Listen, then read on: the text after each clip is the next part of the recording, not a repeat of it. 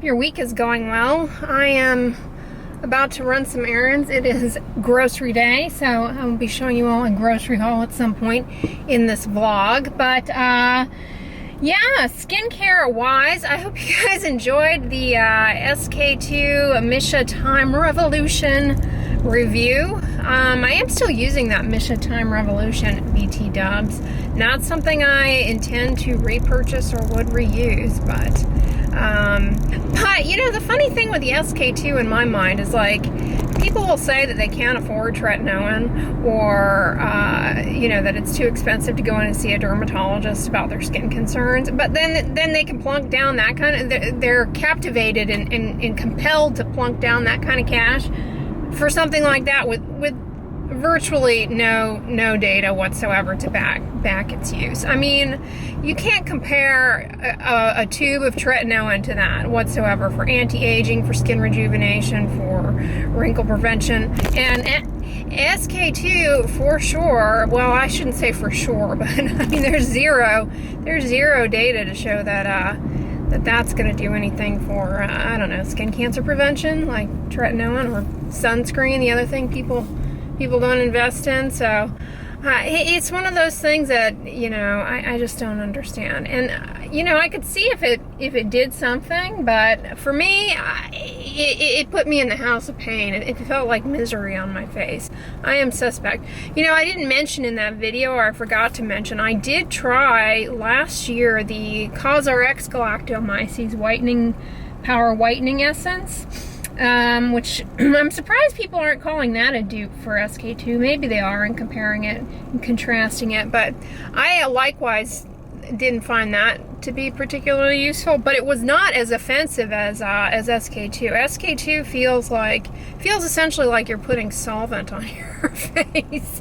I mean, that's basically what it is. I feel as though they have formulated in such a way that whatever the galactomyces ferment filtrate that they're doing, the 6 or 9 or however many steps they claim they do, you know, with the solvents that they've added in there, I think they're just, you know, breaking up all of the humectant in there, the beta glucans. But there are other more affordable ways to go about pursuing beta glucans as a humectant and moisturizer. One such is colloidal oatmeal. You know, you can get a thing of colloidal oatmeal at the drugstore for, like, I don't know, $5. It's a packet. It's designed to be put in the bath water, and it can be very soothing for children with eczema, in helping to kind of combat transepidermal water loss that occurs with bathing. Problem is, you got to put it in the bathtub. You know, they don't have if you're somebody who doesn't take baths, I personally don't take baths, I take showers exclusively, it's difficult to use. But as a child, personally, as a child with, you know, I had bad eczema as a child. Not bad, I mean, now that I'm a dermatologist, I know what bad eczema can and does look like, but you know, I had pretty moderate eczema as a child, and I used to take colloidal oatmeal baths. I kind of liked them, but they're sort of messy. But you know, I haven't seen anybody pursuing that on the interwebs as like a face mask or something. I mean, I know people do oatmeal masks, but I'm talking about colloidal oatmeal. They filter out the you know, they grind down the oats, and they filter out the beta glucan component. It's very, very soothing, and you can get it at Walgreens. But sunscreen wise, I am morning time. I am still rocking the Hada Labo UV White Gel. That is, you know, that is very, very moisturizing. It is an all-in-one. People keep asking me, do you need to put your moisturizer on first, or your sunscreen on first, or your sunscreen, you know, what order? Get a sunscreen that is moisturizing and eliminate this question. It just makes it easier for you. You know, you can find very moisturizing sunscreens. I mean, they're in moisturizer vehicles, so there's really no need to use an additional moisturizer. You may ask, well, why are you using the super plumping gel cream then, or I'm not using the super plumping gel cream now, I'm using the gosh, why can't I remember the other Hada Labo that's basically the same ingredients, the one in the gold pot. I do that just, you know, as a little extra humectant on my face after I wash it with the salicylic acid face wash, but it is not essential. In fact, you know, I could totally skip it. And, you know, it does kind of plump up my skin a little bit, but I am only using a tiny amount of that. So, you know, it's not really ever interfering in the layout of my sunscreen, and you know, it's completely unnecessary. Yeah, but the order of sunscreen moisturizer, just eliminate that unknown. It's an unknown, that's what it is, because you know, when they determine PA ratings, SPF of sunscreens, they're not doing it with makeup, they're not doing it with moisturizers, they're doing it exclusively with just the product on bare skin. So you start introducing these unknowns, and I can't give you an objective answer.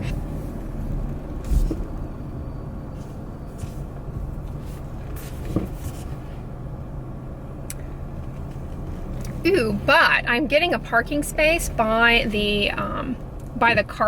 one of the cart corrals. You know, everybody always likes to park close up to the door so they don't have to walk as far. I could care less about that, but I do like having being close to the cart corral, because when I load up my groceries, then it's easy, you know, it's right there. And it's not that I don't want to walk as far, I just find that by the time I'm done and have loaded up my groceries, I'm kind of in a hurry, and so it's just easier. I'm just gonna reapply a little Aishin Mommy UV for my dear UV Aqua Milk.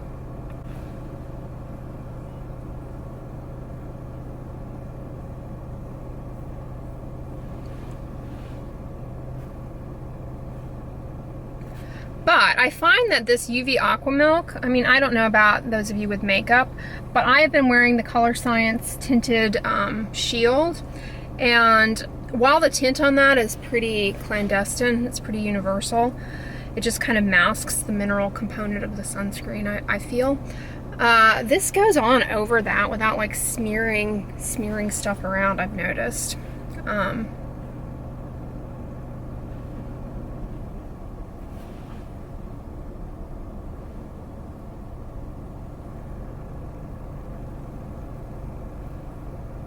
Alright, so I just touched up my sunscreen. I put on some about half an hour ago, but I don't know how long I'm going to be out, and I feel like I could use a little more here on my nose, but for darting across this virtual tanning bed.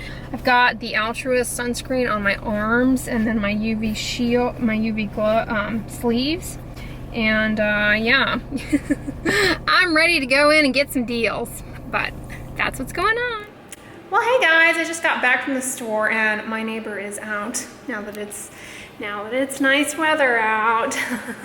For those of you who are new, I have this neighbor, and she's actually a very nice woman, but she spends a large majority of her time outdoors. I mean, she's there all the time. Particularly, she takes a break in the winter and goes inside, but during the spring, the summer, and the fall, she is outside all of the time, and she just strolls back and forth along the perimeter of my apartment building. I mean, just strolling around, reading and watching YouTube movies, or movies on her iPhone, and smoking. She seems to defy all the principles of aging, however, because every time since I've lived here, I swear she's getting younger. I don't know how she does that. She smokes constantly and is outdoors exposed to the sun constantly. Not a wrinkle on her face. I don't know. Maybe she's got superhuman powers or something. But Anyways, speaking of superhuman, I got a big veg haul for you guys. So I'll show you what I got at Crave and Costco. Didn't get too much at Costco this week.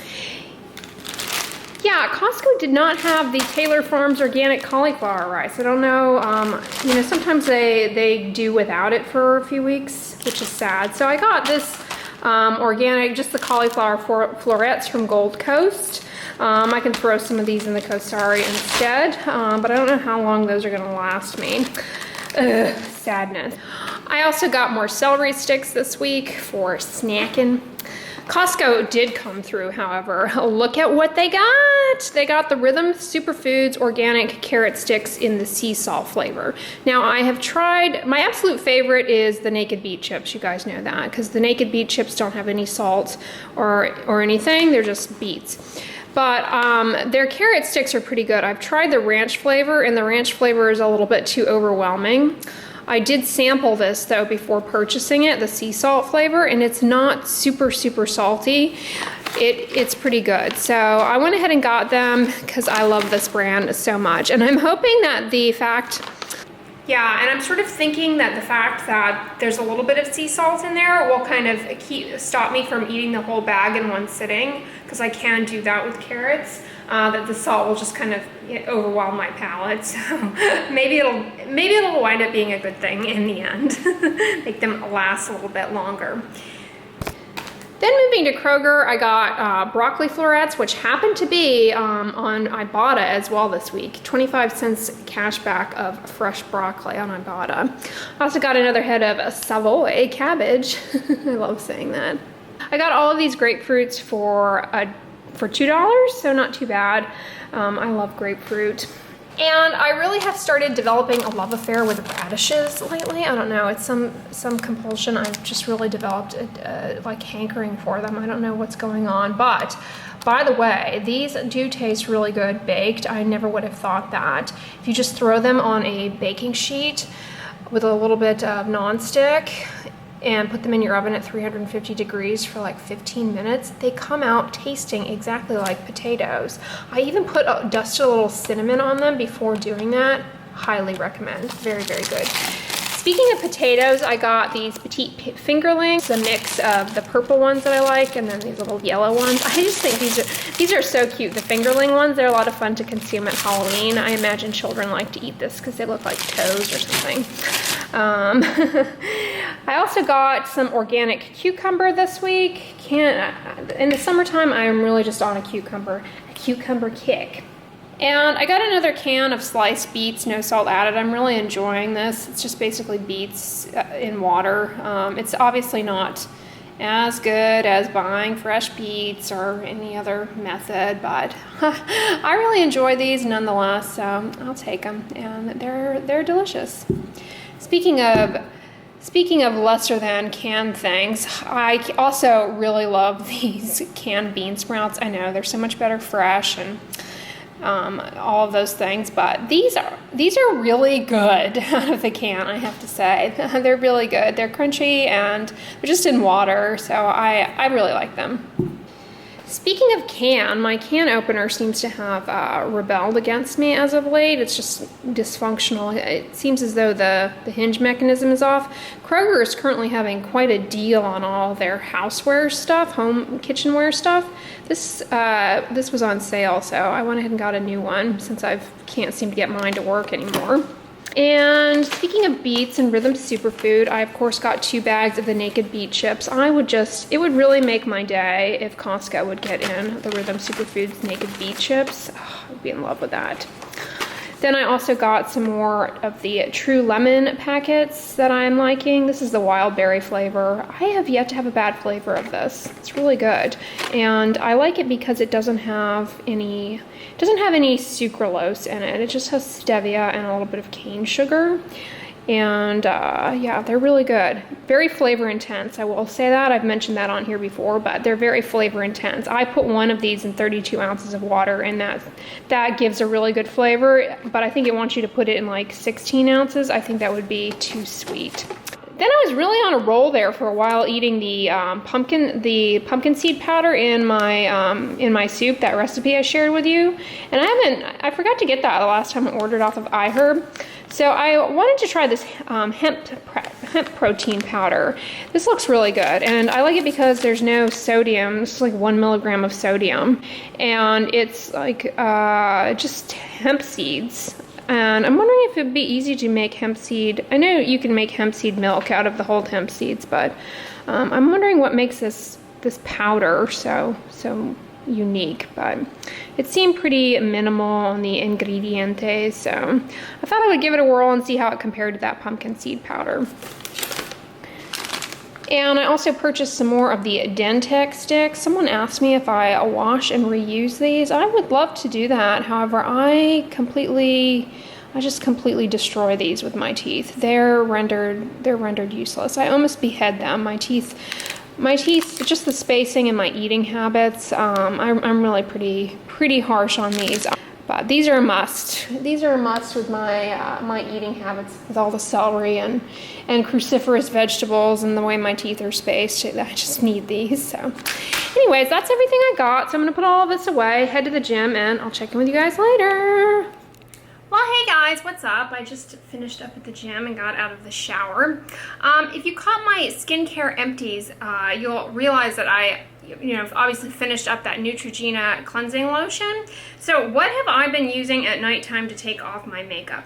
Ever since I mentioned on here that green tea is like the one thing that has been shown to be somewhat helpful for pores and minimizing pores. I mean, it's a very, very small amount of data, but the one thing everybody's like, oh, start reviewing some green tea cleansers and green tea products. And one that people have asked me, a lot of people on my Instagram have asked me to review, is this Krave Matcha Hemp Hydrating Cleanser. So I've been trying it out over the past few days, and I actually enjoy it. It's really nice. It has green tea in it. It's a green tea based cleanser with hemp seed oil and colloidal oatmeal, which I mentioned today. It's rich in beta glucans, which are very moisturizing, and when you're cleansing, are a wonderful ingredient as sort of an additive in either the cleanser or the water to kind of combat transepidermal water loss. Very, very soothing. This also has sodium PCA, which is a really expensive humectant alternative to glycerin. For people who are, glycerin phobic, although glycerin does not clog pores, but sodium PCA is an alternative to glycerin, and is just more expensive. Not any better than glycerin, just more expensive. So far I'm liking this a lot just for myself as a consumer. It's fun to use. I don't know that I would necessarily advocate buying this. It has a few problem players, namely the almond oil in this, the sweet almond oil. That is basically fragrance. It's not disclosed as fragrance. So I wouldn't say it's necessarily barrier friendly in that regard. If you have an impaired skin barrier, like you're somebody suffering from eczema, irritation on the face, you're more prone to developing sensitivities to fragrance. So I would not have put sweet almond oil in this, but otherwise it's kind of fun to use and I am enjoying it. But it kind of feels like you're putting your face in chia seed pudding, to be honest. It feels like colloidal oatmeal, if you have ever experienced that. I am a fan of colloidal oatmeal baths. I obviously, I haven't taken a bath in years. I only take showers. But I always enjoyed them as a child, and they are really helpful. My favorite colloidal oatmeal based product is Aveeno has a little bath, these little bath packets that you add to the bath. Those are the best because the only thing in there is the colloidal oatmeal. Dr. Teal's makes one for sensitive skin that is like very, very nice. It comes in a big bag. You can get it at like Bed Bath & Beyond. But unfortunately that has like avocado oil and some other plant-derived oils, which are fine. They're moisturizing. They're wonderful. The Dr. Teal's feels great. But if you have a truly impaired skin barrier and you are truly somebody with eczema, probably not actually your best choice. The Aveeno one is probably better because it is strictly the colloidal oatmeal. And the beta glucans in that are really, really wonderful, very moisturizing. It's quite rich in that. I have no confidence in that, in the SK2s beta. I have more confidence in the $5.99 packets of Aveeno's colloidal oatmeal bath that you can get at Walmart or Target than I do in SK2. Am I saying you should go out and put colloidal oatmeal on your face? I don't know that really, you know, is the way to go. But I think it's a much better strategy than putting that bottle of expensive solvent on your face. But anyway, so far I am liking this, and stay tuned for more updates along the way. But anyways, guys, I hope you enjoyed the vlog today. I'm going to conclude it here. If you liked it, give it a thumbs up, share it with your friends, and as always, don't forget, sunscreen and subscribe. I'll talk to you guys tomorrow. Bye.